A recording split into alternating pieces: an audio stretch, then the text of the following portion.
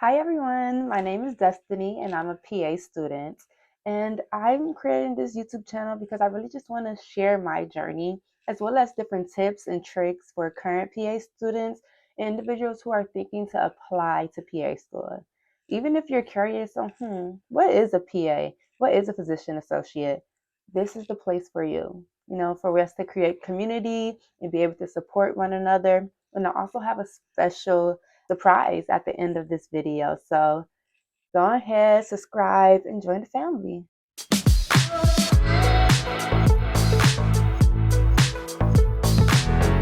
So I've successfully applied and gotten into PA school twice on two different cycles.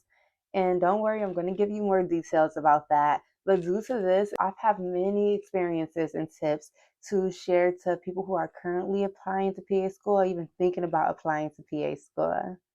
So I graduated undergrad in December of 2020, and at that time, I wasn't on the PA track yet. I was still on the meds track, and I thought I wanted to go to med school, and then I realized I really don't like the work-life balance that comes with being a surgeon. At the time, I didn't know about PA surgeries or PAs being able to be involved in surgeries until shout out to my best friend sent me a couple of videos, and I realized, wow, the work-life balance is there, the mobility is there, and I started to learn and research more about the role of a physician associate. And that made me realize, wow, this is definitely the path I want to go down. I realized that in February of 2022, I realized, yes, I want to be a PA. I want to start this track. And I immediately begun doing things that I need to do in order to be able to apply for CASPA when it opened up in April. So remind you, this is February.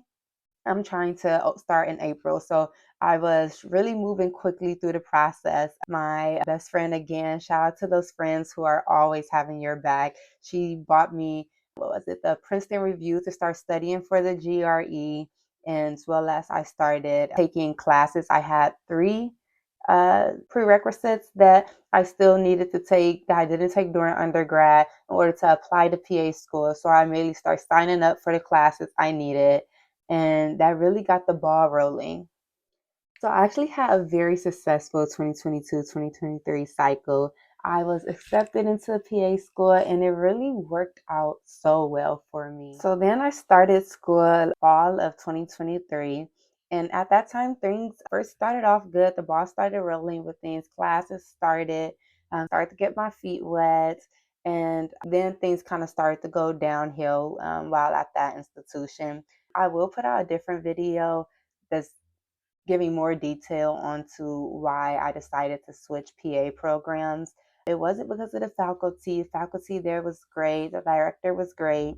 My faculty counselor personally was amazing. It really just had more to do with like things going on as well as moving somewhere that I felt very alone at with no support system. And I just started to realize that it wasn't really a right fit for me. Like that program wasn't a right fit for me. And it was difficult. PA school is already very hard. Okay. So anybody who tells you differently, don't listen to them. It's hard. It's hard. But with the right support and everything, you're definitely able to get through it. It's definitely possible. But I just had some personal things going on that made it very rough for me. And so at that time, I decided to take a leave of absence, and my director and my faculty counselor were both very supportive, so supportive that they even wrote me a letter of recommendation for the new program that I am. Like when I reapplied for CASPA, they wrote me a recommendation, and that was so helpful. And it also looked really great to the next course I was applying to. That, oh, this program still believes that she will be a great PA to continue on at a different institution. So that was really great. I also just want to highlight the fact that even though I was very sad and disappointed to have to leave that institution, I knew what I was capable of. I knew what I can do. I knew what I could bring to the table. I knew that I could be a great PA, but I also could truly feel that it wasn't a good fit for me. And sometimes you really just got to trust yourself, go with your gut. It was a very scary decision to decide to do a leave of absence. And then after deciding to do a leave of absence, deciding to actually go ahead and withdraw from the program to go to apply to a program closer to my hometown. The process was scary, but you just really got to go with your gut. You know, if you know that something isn't right for you, if it doesn't feel right, you got to trust it. And I feel like I'm going to be a better PA because I did what felt right to me. In April of 2024, I actually sent my withdrawal letter. And at the same time, I sent my withdrawal letter because I had a good relationship with my counselor. I also went ahead and just asked for recommendation letters because I knew that I was going to be applying in April 2024 cycle of CASPA when it opens as well.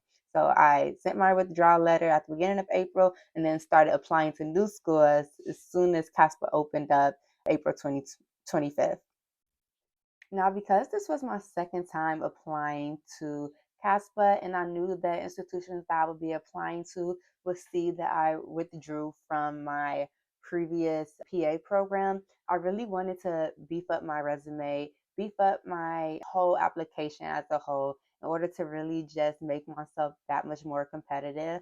So I actually ended up retaking a chemistry 2 class that I had taken during undergrad just to boost my science GPA. I revised my personal statement. I updated my resume because during that time off, I started working as a licensed practical nurse, which gave me even more healthcare clinical hands-on experience that PA programs just love to see. You can't have enough hours of healthcare experience.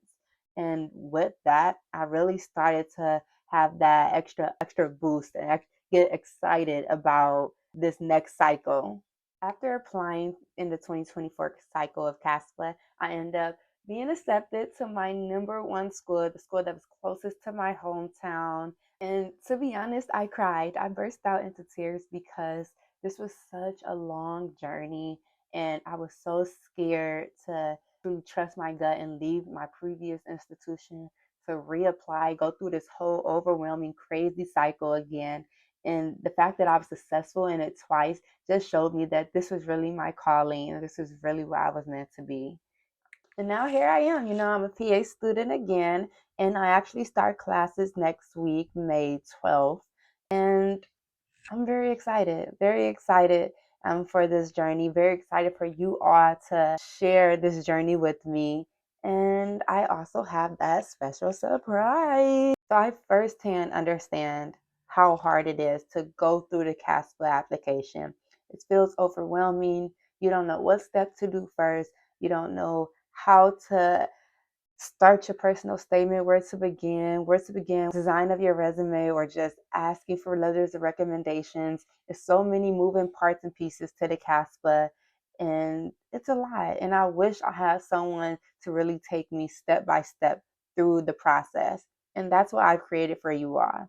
I have a ebook called So You Want to Be a PA, the guide to getting into PA school, and it's going to take you step by step through the process of getting into PA school, through the process of getting through your interviews, as well as many tips, tricks, encouragement, and just laughs along the way. The link to the ebook is in the description below, so go ahead and grab you one. As well as, I just want to thank you all for watching this video and for joining this family, because I know you clicked subscribe and you joined this family, right? Anyway, I'll be back for another video. See you soon. Bye, PA besties.